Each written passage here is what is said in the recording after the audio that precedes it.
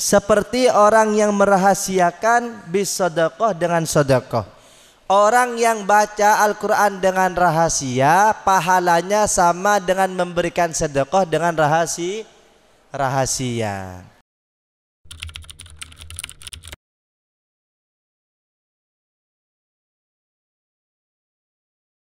Bismillahirrahmanirrahim.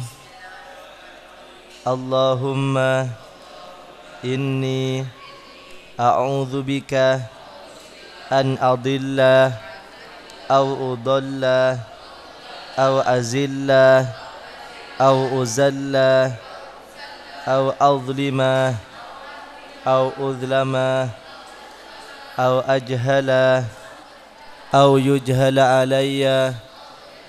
Wa sallallahu ala sayyidina Muhammadin wa ala alihi wa sahbihi wa sallam. Qala al-muallifu rahimahullahu ta'ala wa nafa'ana bihi wa bi ulumihi fid dharaini amin.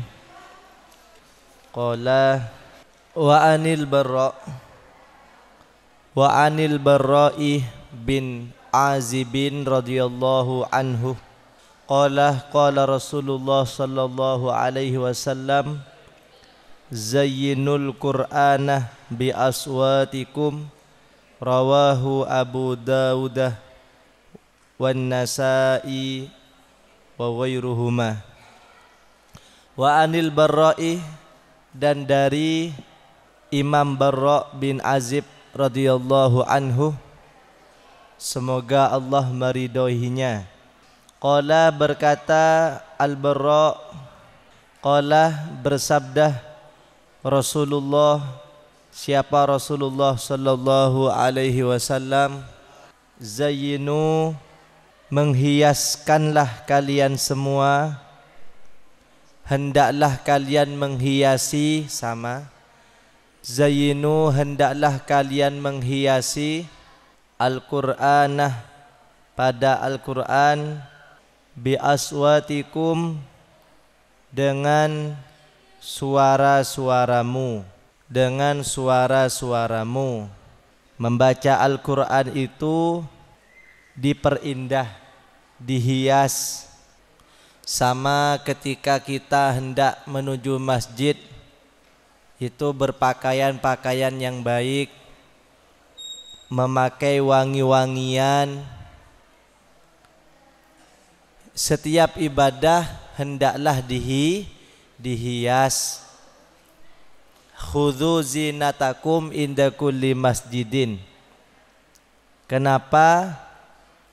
Karena indah itu sebagian dari anjuran Islam, termasuk membaca Al-Quran hendaklah ditazyin.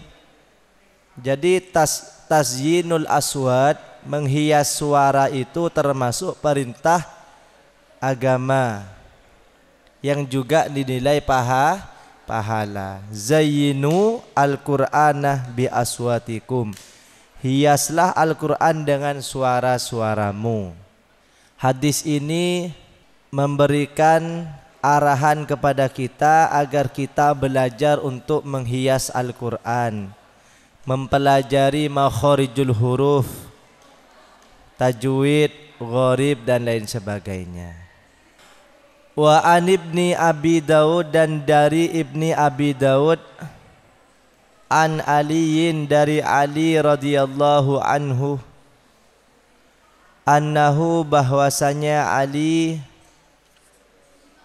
sami'ah, ialah mendengar, siapa Ali, dojjatanasin, pada gemuruh masyarakat, pada gemuruh masyarakat, fil masjidi, di masjid, yaqra'una, mereka sama-sama membaca, yaqra'una, mereka sama-sama membaca Al-Qur'anah, pada Al-Qur'an. Faqala, kemudian Ali berkata, tuba, beruntung, tuba beruntung, lihaulaih bagi mereka, kanu yang mereka, tuba itu artinya khairun lakum, beruntung. Menurut ahli lughah, ahli bahasa, tuba itu artinya khairun lahum. Tuba adapun keberuntungan atau beruntung, lihaulaih ialah bagi mereka, kanu yang mereka, ahabban nasih, tergolong manusia yang paling dicintai, tergolong manusia yang paling dicintai. Ahabba ini khobar dibaca nasab karena khobarnya kana. Kanu ahabban nasih. Ahabban nasih ialah paling dicintai. Ila Rasulillah, bagi Rasulullah sallallahu alaihi wasallam. Ada kisah Sayyidina Ali ini pernah mendengar banyak orang membaca Al-Quran di masjid. Kemudian Sayyidina Ali berkata, wah, orang-orang itu sangat beruntung ya, karena orang itu adalah orang-orang yang sangat dicintai oleh Rasulullah sallallahu alaihi wasallam.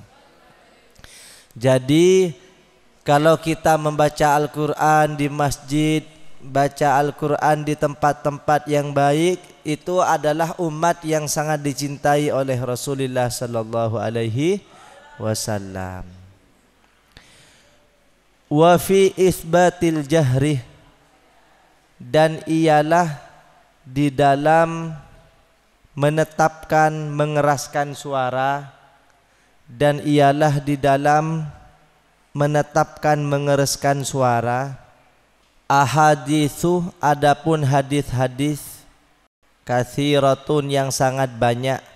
Wa ammal atharuh, adapun hadis-hadis, anis sahabatih, dari para sahabat. Wa ammal atharuh, adapun teladan-teladan, anis sahabatih, dari para sahabat. Wa tabi'inah, dan para tabi'in. Tabi'in itu generasi setelah sahabat. Min aqwalihim, dari aqwalihim, dari perkataan-perkataan sahabat. Wa af'alihim, dan teladan sahabat. Jadi para sahabat dan tabi'in itu ada yang mengeraskan suara ketika membaca, tidak hanya berupa anjuran, tapi diteladani oleh para sahabat dan tabi'in. Itu metode dakwah para sahabat dan tabi'in. Jadi hikmah dulu sebelum dakwah, contoh dulu sebelum dakwah. Jadi ulama-ulama itu mencontohkan dulu sampai beberapa tahun, sehingga yang melihat itu tersentuh untuk mendapatkan ijazah. Setelah mereka ingin mendapatkan ijazah, baru didakwahkan.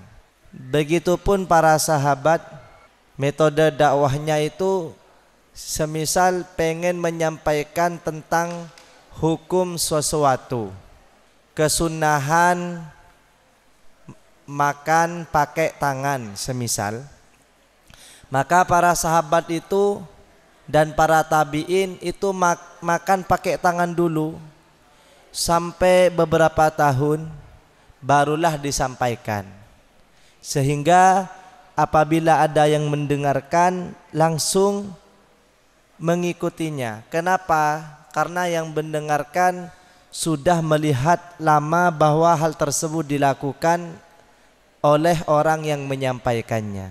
Jadi sebelum menyampaikan, melakukan terdahulu selama beberapa tahun. Fa'aktsaroh, maka lebih banyak, min antuh soroh, untuk dihitung. Jadi min antuh soroh, untuk dihitung apa athar. Jadi banyak hadis dan teladan para sahabat tentang bacaan-bacaan Al-Quran yang dikeraskan, sulit untuk dihitung saking banyaknya. Wa ashharah, dan lebih atau sangat masyhur, sangat terkenal, min antul karoh, untuk disebut. Apa athar? Min antul karoh, untuk disebut apa athar. Wahada, adapun hal ini jahar, wahada adapun jahar ini, mengeraskan ini, kulluhu seluruhnya, fiman ialah bagi orang, la yakhafu, yang dia tidak khawatir, tidak takut, riyaan, pada riya. Membaca Al-Quran pakai mikrofon sehingga terdengar oleh orang banyak, itu tidak masalah ketika la yakhafuna riyaan, adamu khaufil riya, tidak ada kekhawatiran riya, pengen dilihat orang, boleh. Wala ijaban, dan tidak bangga diri, ketika membaca Al-Quran pakai mikrofon atau dikeraskan, tapi timbul ijabun nafsih, bangga diri, maka sebaiknya baca pelan-pelan saja. Kenapa? Karena muhbitul amal, penghapus pahala dari amal, diantaranya adalah riya dan ijab. Ini termasuk min qabaihil qalbi, termasuk penyakit-penyakit hati. Wala nahwahuma, dan tidak pula selain riya dan ijab. Wala nahwahuma, dan tidak pula selain riya dan ijab. Minal qabaihi, dari penyakit hati. Wala yu'dhi jama'atan, wala yu'dhi, dan keras itu tidak menyakiti atau tidak mengganggu, jama'atan, pada jamaah, bilapsih solatihim, dengan bingungnya solatnya jamaah, wa takhlitihim, dan mencampur solat, alaihim, atas jamaah. Makanya ketika kita wirid atau baca Al-Quran, atau yang sering kita alami itu wirid dzikir bersama pakai mikrofon, ya. Kemudian ada jamaah susulan, ya, ada jamaah di belakang yang tidak nutut untuk jamaah bareng. Seharusnya yang baca zikir itu berhenti pakai mikrofon. Kenapa? Karena khawatir mengganggu jamaah susulan yang di belakang tadi. Membaca Al-Quran saja apabila dikeraskan mengganggu orang yang sholat, itu tidak boleh. Kenapa? Idzaul jamaah, termasuk menyakiti atau mengganggu fokusnya orang yang sholat berjamaah atau orang yang sholat sendirian. Saya sering ketika memimpin, ya, mimpin di sini, mimpin zikir, kok masih ada yang sholat, maka mikrofon saya letakkan. Itu namanya azab membaca zikir, azab membaca Al-Quran, agar tidak mengganggu orang yang sholat. Meskipun yang sholat ada di luar, kan kadang yang sholat itu ada di luar, ya, di teras masjid. Nah, oleh karena itu ini yang kedua. Yang kedua berarti kita evaluasi, ya. Ini nanti biar Mas Afan merubah sistemnya, ya. Kita evaluasi nanti tim Ubudiyah ketika sudah softnya sholat semua, tidak usah nunggu selesai berarti. Kenapa? Kalau nunggu selesai berarti jamaahnya tim Ubudiyah itu bersamaan dengan zikirnya imam, otomatis tidak sempurna solatnya. Kenapa? Karena membaca kabirau yang didengar adalah subhanallah, subhanallah, subhanallah, subhanallah. Ya, nanti begini, ketika sudah softnya tertata semua rapi, rapat, maka ikut sholat saja. Ya, nah, kita evaluasi. Nanti biar Mas Afan dan yang lain mengadakan rapat. Agar kenapa? Tidak terganggu ketika sholat susulan. Ya. Atau ketika sudah satu rakaat dikira sudah rapi semua, langsung nyusul.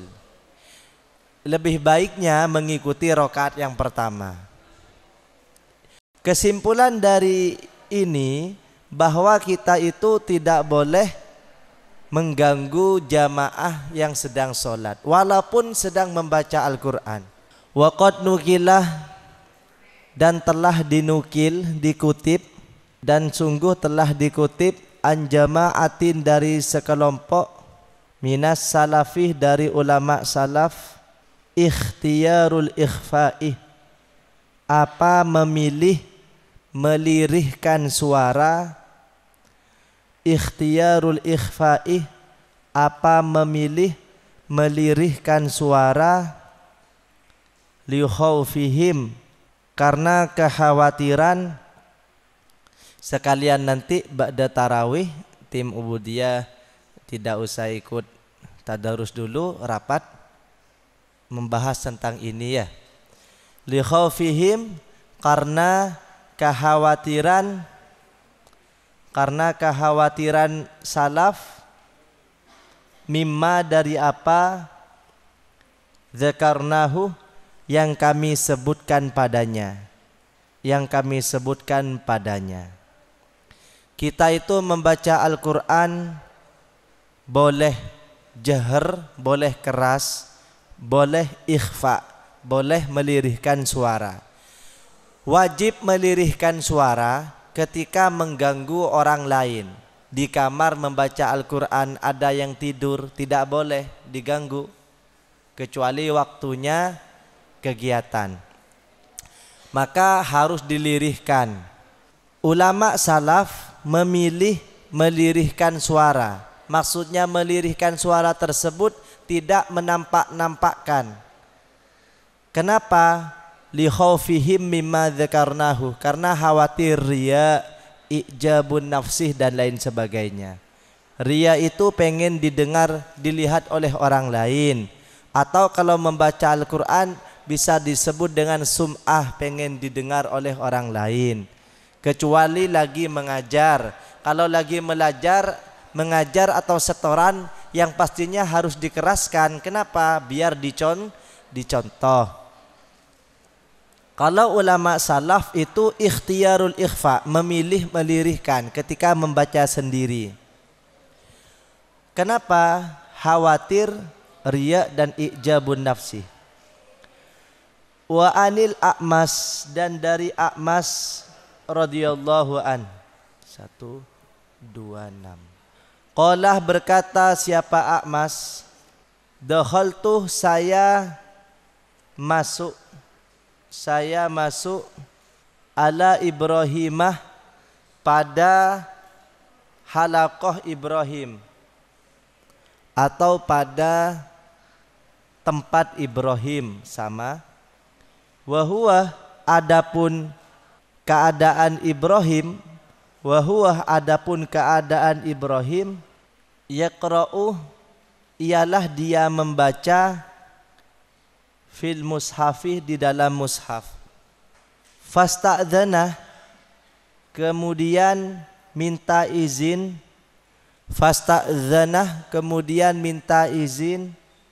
alaihi, atas Ibrahim, rajulun, siapa seseorang.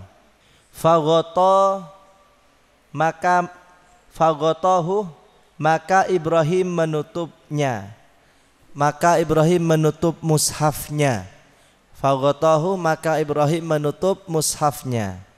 Waqalah, dan Ibrahim berkata, la yara, pasti tidak melihat, hadza siapa orang ini, inni anni ketika saya, kuntuh ialah saya, aqra'uh ialah membaca, kulla sa'atin setiap saat. Ada cerita ulama yang khawatir riya. Ibrahim ini pernah ketika membaca Al-Quran didatangi oleh A'mas, diperhatikan oleh A'mas. Kemudian di saat-saat dia membaca Al-Quran, Ibrahim membaca Al-Quran, datanglah seorang laki-laki. Ketika datang, ketahuan A'mas Ibrahim membaca Al-Quran, langsung ditutup. Aduh, kok ada orang datang? Langsung ketika membaca Al-Quran ditutup. Firasat Ibrahim, untung tidak setiap hari orang ini datang. Pasti orang ini tidak setiap hari datang. Kenapa Ibrahim berkata seperti itu? Karena khawatir kalau setiap hari timbul riya. Baca Al-Qurannya itu karena pengen dilihat laki-laki tadi. Jadi Ibrahim itu berkata, la yara hadza anni kuntuh aqra'uh kulla sa'itin. Pasti orang ini tidak melihat saya ketika membaca setiap hari. Cerita ini adalah cerita kisah-kisah dari kekhawatiran ulama salaf terdahulu dalam menjaga hati ketika membaca Al-Quran, khawatir riya. Semoga kita diselamatkan dari penyakit-penyakit hati. Di antaranya riya dalam membaca Al-Quran, sum'ah dalam membaca Al-Quran. Khawatir nanti ketika sowan di hadapan Allah Subhanahu wa taala, Allah mengatakan kadzabta. Yang kita khawatirkan seperti ini, kadzabta, kamu dusta. Qara'tal Qur'anah li ghairi, kamu membaca Al-Quran bukan untuk saya tapi untuk sesama. Wa an Abi Aliyah, dan dari Abi Aliyah, qala berkata siapa Abi Aliyah, kuntuh saya, jalisan ialah duduk, ma'a ashabi Rasulillah bersama para sahabat Rasulullah sallallahu alaihi wasallam. Abi Aliyah ini namanya Rufai wa anhum, dan semoga Allah meridhoi mereka. Faqala, maka kemudian berkata rajulun, seseorang, minhum dari ashab, qara'tu saya membaca, al-lailatah tadi malam, kada surat-surat ini. Faqalu, kemudian merespon para sahabat merespon, hadza ini, haddukah ialah bagianmu, minhu dari qiraah. Ada cerita, yang cerita ini diriwayatkan oleh Abi Aliyah radhiyallahu anhu. Abi Aliyah ini duduk bersama para sahabat, yaitu para sahabat Rasulullah sallallahu alaihi wasallam. Kemudian di antara sahabat itu ada seorang yang bercerita bahwa dianya tadi malam membaca Al-Quran. Wahai para sahabat, wahai para teman-teman, saya tadi malam itu baca Al-Quran. Para sahabat yang lain menjawab, "Loh, kamu menceritakan ibadahmu tadi malam, yaitu sudah bagianmu. Cerita itu adalah sudah bagianmu."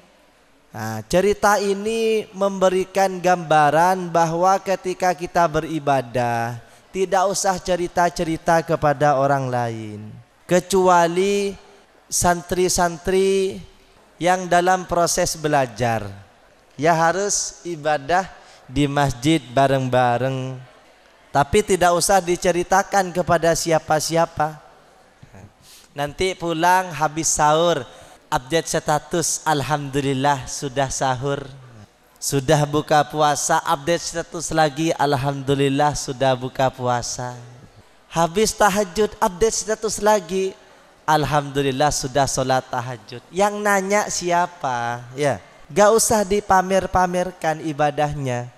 Kenapa? Karena Allah Maha tahu tentang ibadah kita. Seseorang itu harus punya sir, punya rahasia dengan Allah. Punya rahasia dengan Allah. Harus ada ibadah-ibadah yang tidak diketahui kecuali kita sendiri dan Allah. Harus. Kenapa? Kalau semua ibadahnya diketahui oleh orang lain, khawatir hati kita itu membelot yang awalnya untuk Allah, semata-mata untuk Allah, tapi beralih semata-mata agar dianggap orang yang ahli ibadah oleh orang lain. Itu tidak boleh. Makanya ada lagu Arab yang menerangkan tentang sir ini, rahasia ini. Ada yang tahu lagunya? Kalau coba searching kalian lagu tentang lagu ini, nanti ketika pulang searching lagu tentang sir, rahasia kita dengan Allah Subhanahu wa ta'ala. Lagunya kutipannya seperti ini. Hallaka sirrun indallah, hallaka sirrun indallah, la ya'lamuha illallah, hallaka sirrun la yakhfa, la ya'lamuha illallah. Hallaka, apakah bagimu sirrun punya rahasia indallah di sisi Allah, la ya'lamuha yang tidak tahu kecuali Allah. Coba kalian cari lagu ini. Ini menjelaskan tentang bahwasanya betapa pentingnya sirrul ibadah. Punya sir dengan Allah tentang ibadah. Tidak boleh semua ibadah itu diketahui oleh orang lain. Makanya ada dua solat. Ada solat maktubah yang memang dianjurkan dilakukan di masjid-masjid di tempat-tempat ramai. Ada solat yang sunnah yang memang didesain untuk dilakukan di tempat-tempat yang sepi. Ya. Khususnya vokalis-vokalis El Mawardi ini, coba cari lagu-lagu, khususnya lagu ini. Hallaka sirrun indallah. Apa bisa dipakai terbang ini ya? La ya'lamuha illallah, hallaka sadaqatun takhfa, la ya'lamuha illallah. Ya, dicari ya. Hafal? Coba saya ulang lagi. Hallaka sirrun indallah, la ya'lamuha illallah, hallaka sadaqatun takhfa, la ya'lamuha illallah. Tapi liriknya beda, kayaknya beda, saya nggak hafal. Coba dicari ya. Ini tentang sirrul ibadah. Bagaimana pentingnya punya rahasia ibadah. Dauhnya Kiai Toifur. Kiai Toifur itu pernah menyampaikan, rajulun wahidun min ahlil hal, ya, satu orang yang punya sir ibadah, fi rajulin wahid, fi alfi rajulin anfa'u min alfi rajulin fi rajulin wahidin. Seseorang yang ahli sir ibadah bisa merubah 1000 orang lain daripada 1000 orang lain yang hanya pandai bicara untuk merubah satu. Jadi 1000 orang pandai bicara itu lebih manfaat. Satu orang pandai sir itu lebih manfaat daripada 1000 orang yang hanya pandai bicara. Semoga kita tidak hanya pandai makol. Maka sebenarnya Yang harus dipelajari itu bukan hanya public speaking, bagaimana kita bisa bicara, tapi yang harus dipelajari lebih utama adalah publikul amal, bagaimana kita bisa mengamalkan apa yang kita bicarakan. Ya, jauh lebih sulit mengamalkan ilmu daripada menyampaikan ilmu. Kalau kita mencari ilmu untuk disampaikan, pasti kita bisa, tapi belum tentu bisa mengamalkan. Tapi kalau kita mencari ilmu untuk mengamalkan, insya Allah bisa menyampaikan. Bihadi wa yustadallu, dan diambil dalil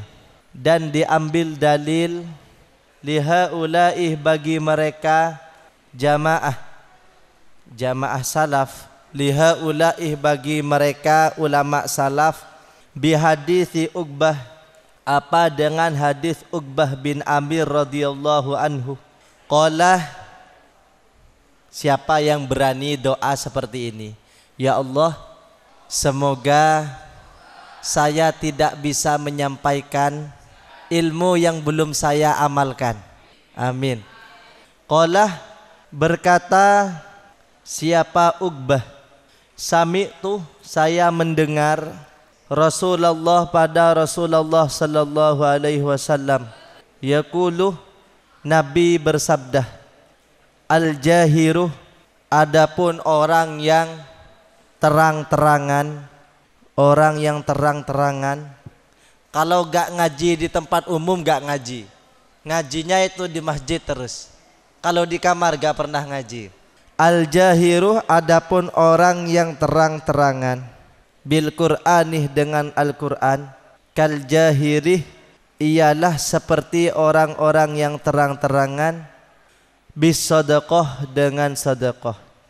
Sedekah ini boleh dua, boleh terang-terangan, jahar, agar diikuti oleh orang lain. Tapi ada sedekah yang sir, sedekah yang rahasia. Sayyidina Ali karramallahu wajhah, yang kita sebut setiap tarawih, itu kalau sedekah punya uang 100.000 itu dibagi dua, 50-nya dibagi siang hari agar menjadi contoh kepada orang lain, 50-nya lagi dikasihkan malam hari. Kenapa? Khawatir yang dikasih siang hari berpotensi riya. Kalau sekarang kan tidak. Kalau sudah bersedekah selfie, alhamdulillah sudah bagi-bagi takjil. Iya kan? Gak ada sekarang bagi-bagi bahan mentah langsung dikasihkan ke rumahnya, diam-diam, jarang. Pasti sebelum takjil itu diterima, itu foto dulu, selfie dulu. Alhamdulillah bagi-bagi takjil. Kemudian diupdate status, alhamdulillah sore ini saya sudah bagi-bagi takjil. Itu boleh, tidak dilarang. Tapi harus ada sedekah yang tidak ada orang tahu. Bahkan ketika memberikan dengan tangan kanan, tangan kirinya jangan sampai tahu. Itu namanya sedekahtus sirri. Sedekah biyaminihi alladzi la ya'lamuha shimaluha. Sedekah yang diberikan dengan tangan kanan yang sekiranya tangan kiri itu tidak tahu. Itu sesuai dengan lagu tadi. Halaka sirrun indallah. Lanjutannya gimana? Na na na na na na na halaka sadaqatun takhfa la ya'lamuha illallah. Orang yang tidak terbiasa beribadah sembunyi-sembunyi berarti masih ada penyakit hati. Tapi tidak semuanya harus disembunyikan. Nabi Muhammad pernah bersabda seperti ini, sallu kama ra'aitumuni usolli. Itu kan salatlah kalian sebagaimana saya salat. Itu menandakan bahwa Rasulullah memerintahkan sahabat untuk memperhatikan bagaimana Rasulullah salat. tujuannya untuk mengajarkan. Makanya Syekh Shawi itu menyampaikan seseorang yang sholat sunnah di masjid agar ditiru oleh orang lain itu tidak masalah, meskipun yang lebih utama sholat sendiri di kamar masing-masing. Sami'tu wal musirru, adapun orang yang merahasiakan, wal musirru, adapun orang yang merahasiakan, bil Qur'ani, dengan Al-Quran, baca Al-Quran rahasia-rahasia, kal musirri, seperti orang yang merahasiakan, bis sedekah, dengan sedekah. Orang yang baca Al-Quran dengan rahasia, pahalanya sama dengan memberikan sedekah dengan rahasia. Itu lil fuqara'il ladzina uhsiru fi sabilillahi la yastati'una darban fil ardi yahsabuhumul. Itu lanjutan ayatnya. Alladzina yunfikuna fis sarra sirra wa alaniyatan. Itu ayatnya apa itu? Sedekah sirra wa alaniyatan yarduna tijaratan lan tabur. Lupa saya ayatnya. Itu surah Al-Baqarah kayaknya.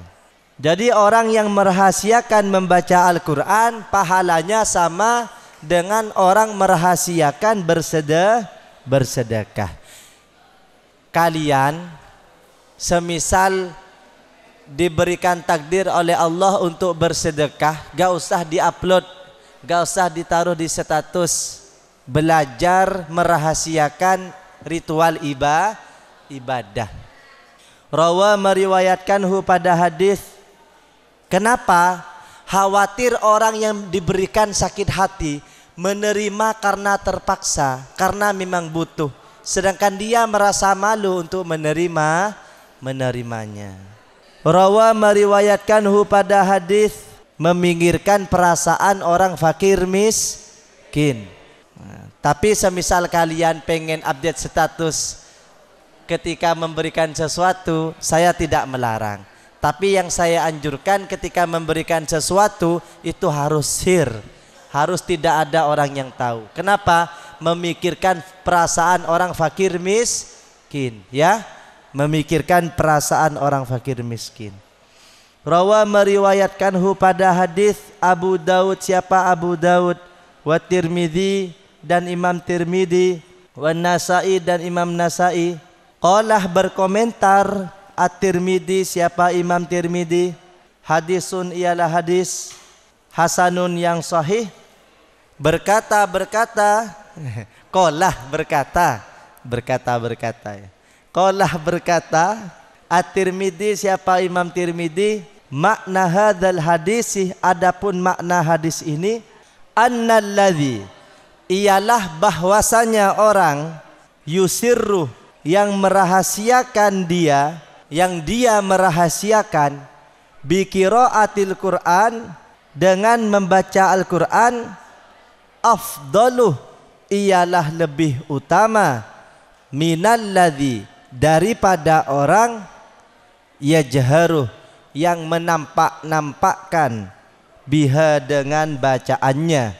Menurut hadis ini, bacaan yang tidak ditampak-tampakkan lebih utama daripada bacaan yang ditampak-tampakkan. Kenapa?